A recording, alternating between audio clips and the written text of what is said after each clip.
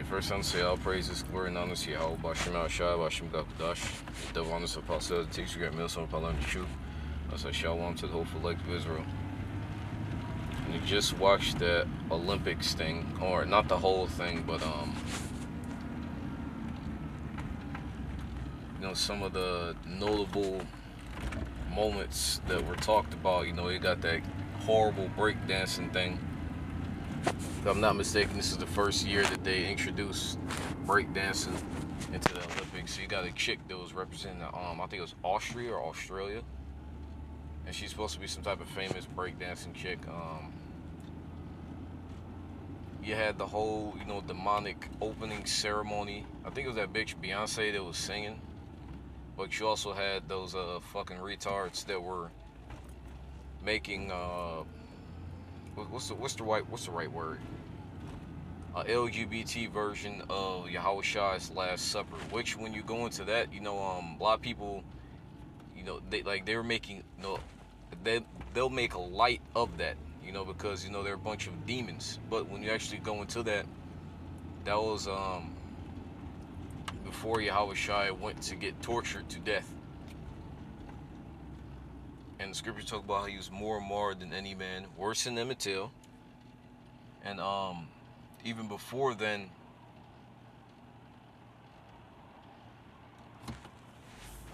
when he was praying, he was so stressed from what he knew he was about to go through, that he was sweating blood. And you have people, those demons, which is really, that's a mockery, and that's done on purpose. Galatians 6 and 7, the Lord is not mocked. You don't mock a king and get away with your head, but that was a mockery. The average American may not think so, but the niggas who are at higher levels in the society, they don't do shit like that for no reason. That was a mockery. They're trying to recreate things in their image. But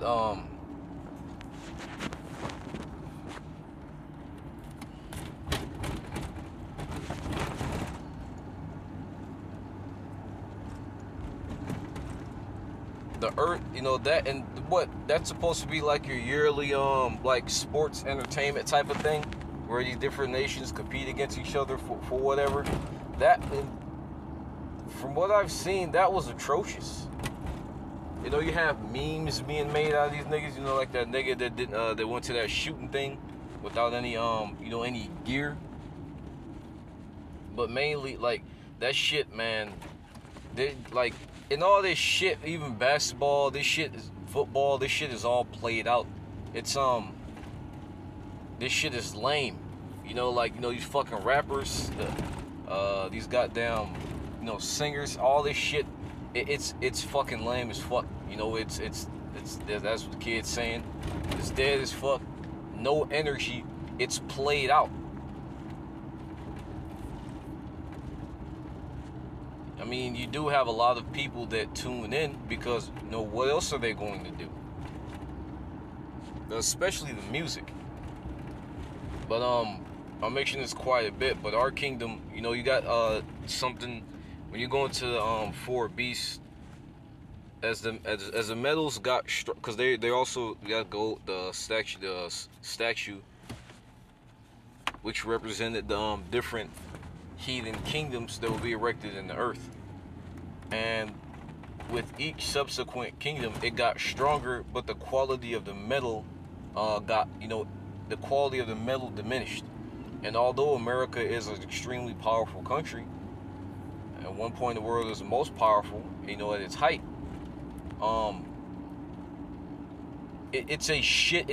America's a shitty country. I mean, sure, you have all of these things, but one of the main things are prices. You have a good quality of life if you can afford it, which the majority of Americans can't. Not only that, but the morals, the whole culture. America really doesn't have a fucking culture. America's culture is assimilating other cultures, a conglomerate of other people's cultures, and their own little made-up spin on bullshit. America doesn't have any fucking culture. But even with that, it's a conglomerate of people. It's a melting pot of people. But you know, our kingdom isn't going to be anything like this. Cause like what scriptures in the second Ezra mentioned how the earth has lost her strength with I think it's through age. The earth has lost her strength. And even now, you know, you have all of these medicines and these chemicals and these inoculations that you need to you know, that you need to have and keep, you know, you gotta get chemicals put into your body. Now, hundreds, thousands of years ago, our forefathers, they didn't use chemicals. They used the herbs. They used, you know, a proper mixture, concoction of the herbs, because for like even for herbs to work, there's a certain way you got to mix them. You can't just throw any type of shit together. You know, that's one. But also, now, you know, through, you know, once again, the earth is itself is literally gotten fucking weaker. That's why the food, you know, is of no nutritional value, low quality, and the food is, you know, you get smaller portions than you would have in the ancient world, especially when you grow your own food, you know. But this is First Kings 10, and this is going to King Solomon when he ruled 40 years over Jerusalem, and you could say that was a shadow of the kingdom, but that was the best we've ever had it so far. And let me see here. I'm going to jump around. I'm not going to really go through because I don't want the video to be too long. I'll go with 1 Kings 10 and 21. Because this happened after King Solomon, which is Yahushai.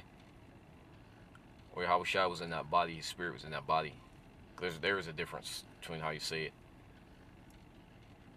He asked the Lord for wisdom to govern his people. And, you know, as a result of that, he gave him everything. You know, by extension, as the scriptures say, if you desire thrones and scepters, if you desire being thrones and scepters, take heed to wisdom. It doesn't say it exactly like that, but once again, the meaning of the verse, if you want a kingdom, an everlasting kingdom, the way to do it is to take heed to the words of Yahweh Bashim Shah. Take heed to, you know, listen to him, obey him.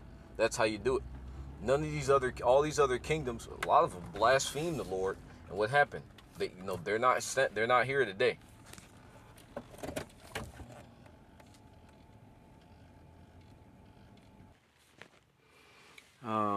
First Kings 10 and 21.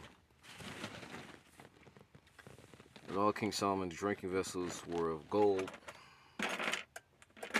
and all the vessels of the house of the forest of Lebanon were of pure gold. None were of silver.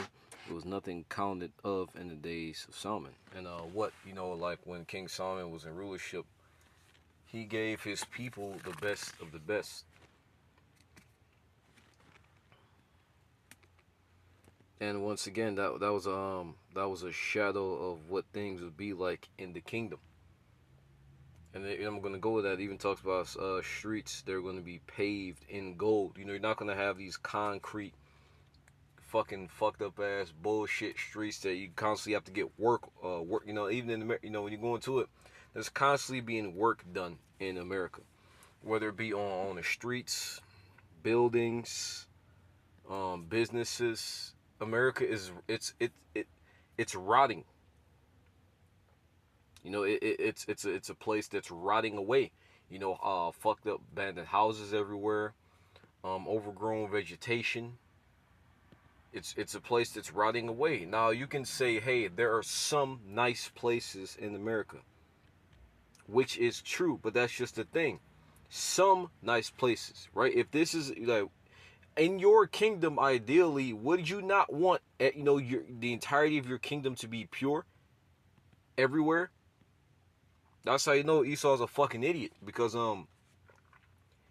he's destroying his own people, his own kingdom. He thinks, he thinks he's big and bad and lording over everybody, but this is his king. This is his empire too.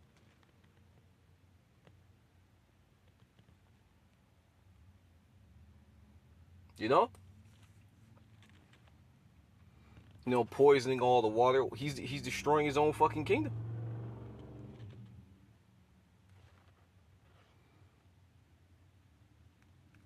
For the king has set at sea a navy of Tarshish with the navy of Ram. Once in every 3 years came the navy of Tarshish bringing gold, silver, ivory, apes, and peacocks. So King Solomon exceeded all the kings of the earth for riches and for wisdom. And yes, he was more wealthy than Mansa Musa. You got niggas to talk about that nigga. And all the earth sought to Solomon hear his wisdom, which Yahweh had put in his heart. And they brought every man his present, vessels of silver, vessels of gold, and garments, and armor, and spices, horses, mules, at a rate year by year. King Solomon gathered together chariots and horsemen, had 1,400 chariots and 12,000 horsemen, whom he bestowed in the cities for chariots, and with the king at Jerusalem. And the king made silver to be in Jerusalem as stones, and cedars to be made as the sycamore trees that are in the vale for abundance. And what silver was as common, once again, silver was as common as a stone. And even over here in America before so-called white man got over here. I think, what's that movie? Was it Sleeping with the Wolves or some shit? I think that might be the movie. But it's an older movie. With if I remember, it's been it's been a while, a long time since I fucking watched it. But if I remember correctly, there's a scene in there where there's an Edomite, the whole 14 colonies niggas came over here, and he was surprised when he saw like a chunk of gold. But for them, for the Jakes, they're already over here. The Gadites, they're already over here. Reubenites, it was as common to see a chunk of gold as it was common to see a fucking rock. And some read that. Some had horses brought out of Egypt, and linen yarn. The king's merchants received the linen yarn at a price. And mind you, it's not just talking about gold and silver, right? It mentions because like what back then, and still even today, but you just had the entire market is completely fucked up.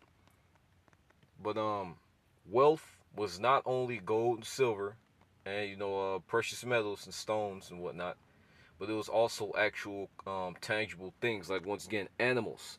Ivory. That's elephant tusks. Apes, peacocks, animals. Cattle, spices, horses, mules, crops, food. That was considered the wealth, not just gold and silver. Today, you could what somebody would consider wealth, the U.S. dollar. Which once again, the U.S. dollar by itself is a piece of paper. The only reason it has any value or any meaning is because it's in a society that gives it meaning and gives it value. And when I say gives it value, I quite literally mean gives it any type of perceived value. Because once again, the whole reason why the dollar is a thing, you have it backed by oil now, which is why it's still up. But you also had it backed by gold and silver. In other words, you had niggas that would carry around gold and silver, early 19, even before that. But I remember you had those niggas taking wheelbarrows of cash. It was before that to buy a loaf of fucking bread. But you'd have niggas that would have actual gold and silver, but they wasn't gonna carry around all that fucking shit. So what? They turned it into the bank. The nigga gave them a note. They said, this is how much gold and silver you have, and that's represented with this note. And down the line, that turned it to the U.S. dollar. I think it was Richard Nixon that took the U.S. dollar off of the gold standard, which means what the U.S. dollar would no longer be backed by gold. And now, once again, it's backed by really the oil, but beyond that, nothing. That's why you have inflation. Because the more U.S. dollars is printed out, the more you have of something, the less valuable it is. Just like a chick, right? The more she whores herself out, the less valuable she becomes.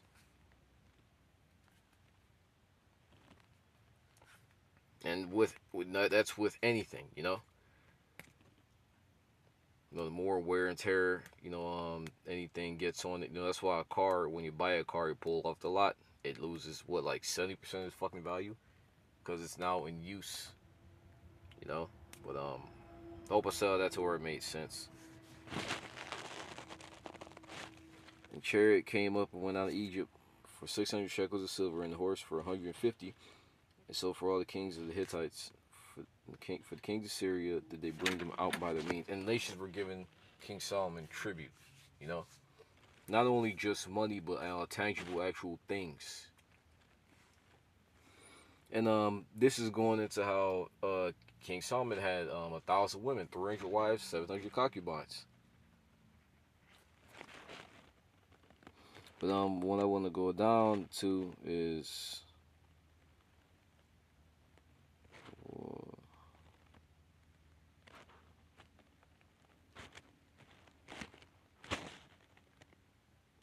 this was it.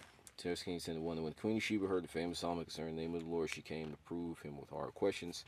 And she came to Jerusalem with a very great train with camels that bear spices, very much gold and precious stones.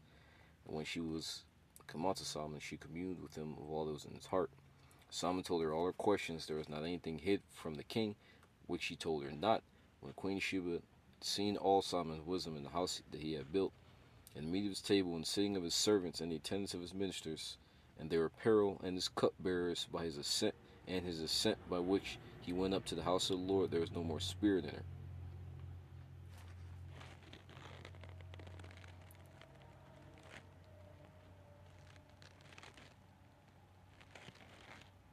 The part I was looking for was when she thought the door bearer,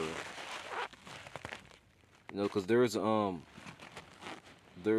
little small passage in here where it talks about how the Queen of Sheba thought the door bearer was King Solomon himself.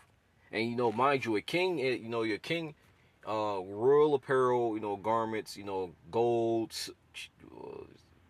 I guess you could say silver, but maybe not even silver, because they mentioned it in this cut, they only drank out of gold cups, the silver was not, so I'm imagining they probably didn't even wear silver.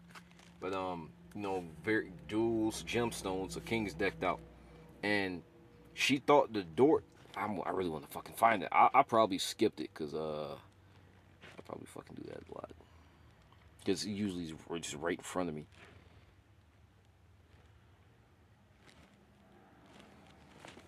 I forgot the name of that. Was it? Let me see. Look up doorman. I don't think that's the name of it. Door bearer.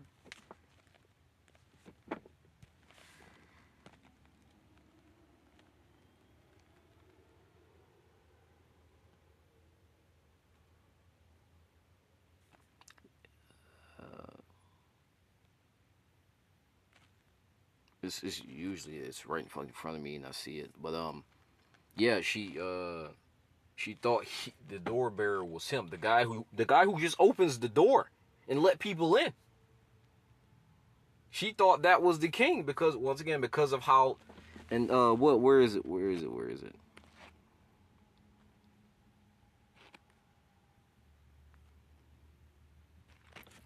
Verse 8.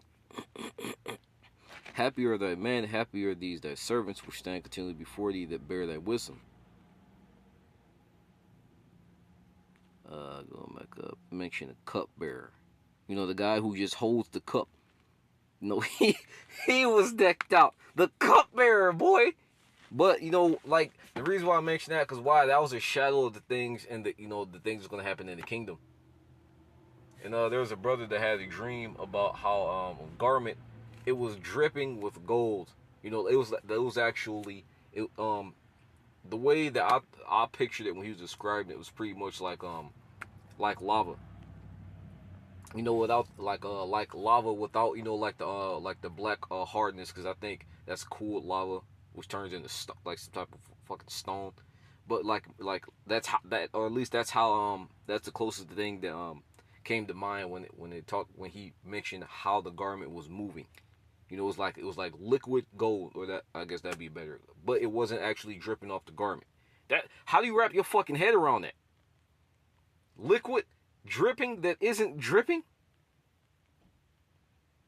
But that, that's how he described the garments that he saw. And like, once again, and even what I think it was Paul that talked about how he had a vision into heaven, and he said pretty much the things were too great that he saw was too great to even talk about other in fucking words. He's at a loss for words of what he saw.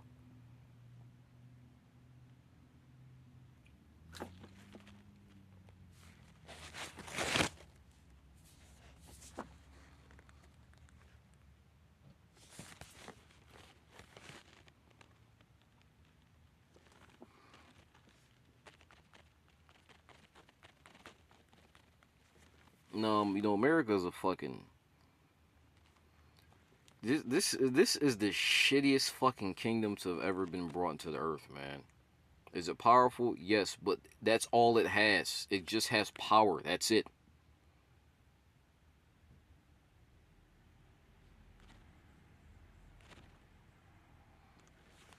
Let me jump around here. Revelation 21:1. And I saw a new heaven and new earth, for the first heaven and the first earth are passed away, and there is no more sea.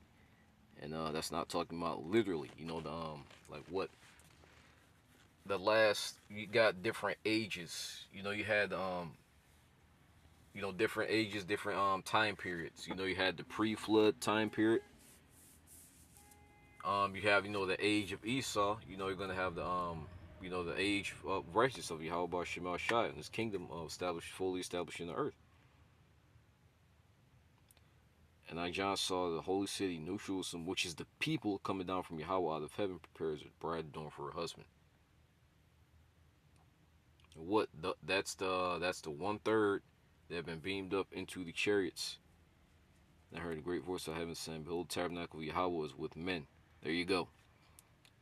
And he will dwell with them. They shall be his people. And Yahweh himself shall be with them and be their God. Going down, he shall wipe away all tears. There's going to be no more pain, which is something that the average person can't fucking fathom. Because you got niggas that talk about now how pain is essential to life. It wasn't like that in Eden. Pain is a punishment for sin. Life should not be chalked. Life in I was about to say in a riety, in its right state, should not be fucking chalked. Birth pains was a punishment. Life in its right state is not full of fucking pain. It's not full of suffering.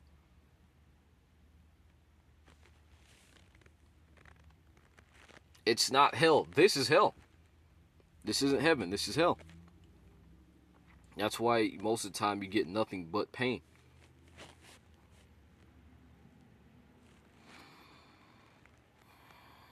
Let me see. I'm gonna jump down.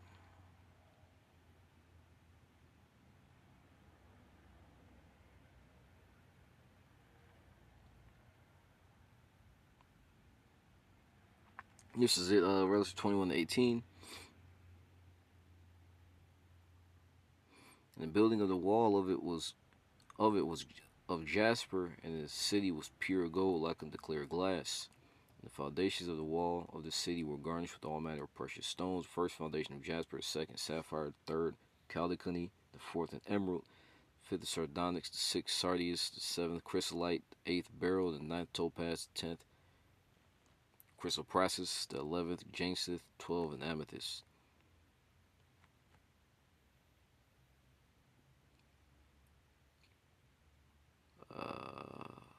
I was looking for the streets of gold. That was going to go into it. Verse 20, I'm going to jump around. And the nation, verse 24, the nations of them which are saved shall walk in the light of it, and the kings of the earth do bring their glory and honor unto it. And the gates of it shall not be shut at all by day, for there shall be no night there. They shall bring glory and honor of the nations unto it. There shall no wise enter into it anything that defileth, neither whatsoever worketh abomination or maketh a lie, but they which are written in the Lamb's book of life. It's like our kingdom, it's going to be pure. Like the gates shall not be shut day nor night. Why would you close gates? For protection. We're not going to have any need to to build up fucking walls or ramparts or shit like that, because no one's going to attack us As some people say Russia's gonna. Why specifically Russia? But there's gonna be no need for us to close our gates, because they're like, what, you close gates so as a defense. We're not gonna need any of that. Like what that not only, once again, not only is the earth going to be on our rule, but spirit, you have to think about spiritual power. Like that's not how shit's going down.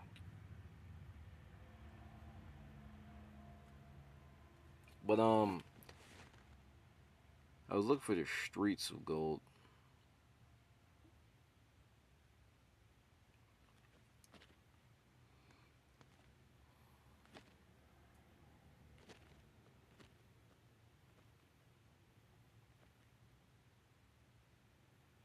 No, I'm not gonna go on anymore. I didn't want this to go too long. But yeah, once again, like I said, going to King Solomon, because that was just a shadow, like a gold cups, pure gold, like a glass, like you see reflection in.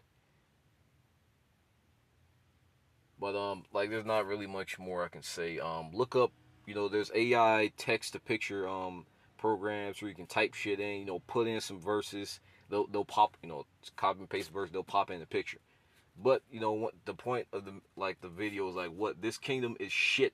It is shit. This is a pile of shit. No, I think I got that from that comedian Bill Burr. This is shit. This is a pile of shit. If this was nice, it'd be in the store. But it's here on the table. But America is shit. Are there a few nice places? Yes, but that's a small portion of an entire kingdom. The place needs to be fucking purified. And it's all, and no thing, crazy thing, it's only going to get worse. But I'm not going to go on anymore. Hope is that found. All praises, glory, and honor to Yahweh, Bashim Ashar, Bashim Gakudash. The Bass Apostle and teacher of Milson, Parliament, True Show on to hopefully Israel and Trusting Battle on Great America.